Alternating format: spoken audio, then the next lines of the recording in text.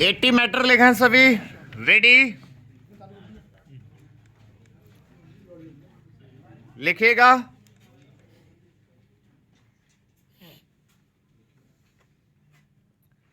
राजनीतिक विमर्श में भाषा की मर्यादा का उल्लंघन किस तरह आम हो गया है, इसका ताजा उदाहरण है मध्य प्रदेश कांग्रेस के नेता राजा पटेरिया का यह बयान कि मोदी की हत्या के लिए तत्पर रहो।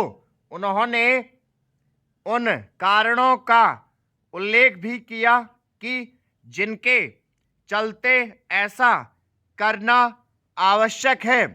उन्होंने एक तो यह कहा कि मोदी चुनाव खत्म कर देंगे और दूसरे यह भी कि वह मजहब, जाति, भाषा के आधार पर देश को बांट देंगे।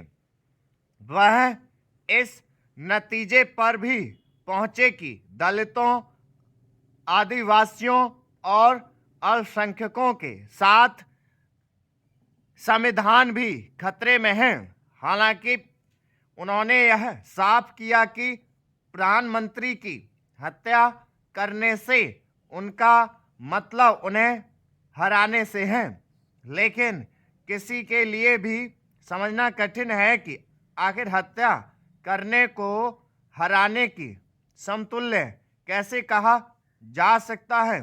क्या किसी की हत्या की बात करने और राजनीतिक रूप से पराजित करने में कोई अंतर नहीं?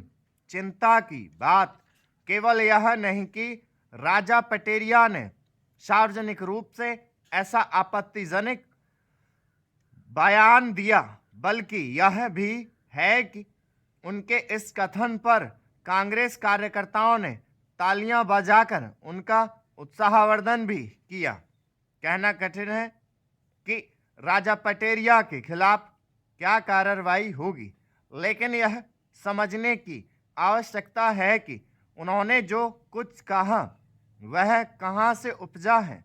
यह उपजा है उस राजनीति से जिसमें शालीनता और भाषा की मर्यादा के लिए स्थान सीमित होता जा रहा है।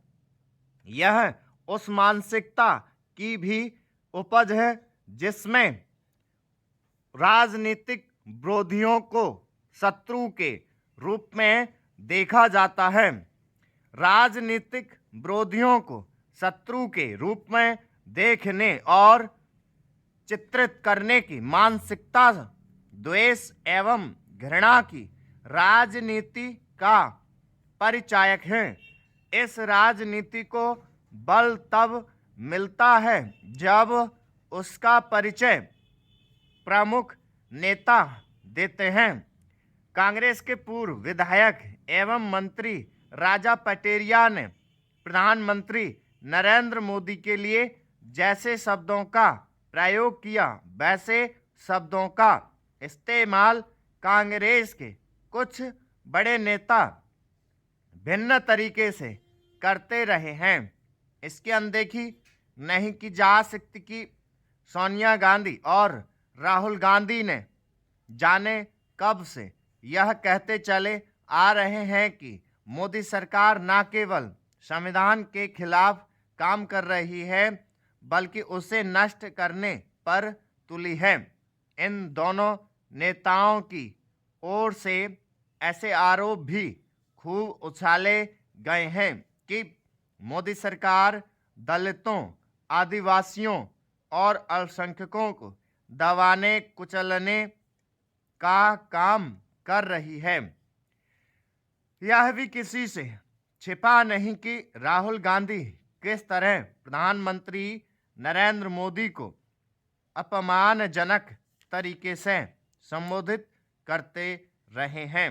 उन्हें तो यह शिकायत भी रही है कि अन्य कांग्रेसी नेताओं ने उनकी तरह से प्रधानमंत्री को चौकीदार, चोर है क्यों नहीं कहा?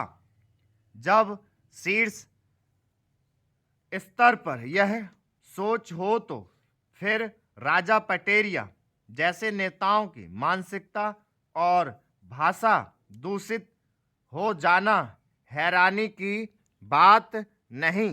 स्टॉप। अरे यार राजनीति तुम्हारा तो चला ही ना। इधर से कोई पढ़े तो पढ़ो। कौन पढ़ रहा है? सोमेश पढ़ो। हाँ 84 88 रखी है मैंने, पढ़ो। राजनीतिक विमर्श में भाषा मर्यादा का उल्लंघन किस तरह आम हो गया है, इसका ताजा उदाहरण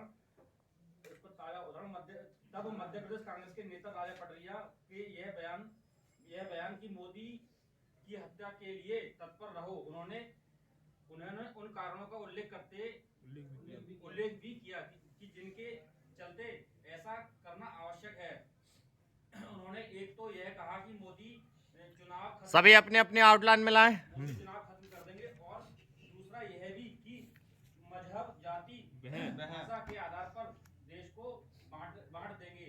वह इस नतीजे पर भी पहुंचे कि दलितों, आदिवासियों और अल्पसंख्यकों के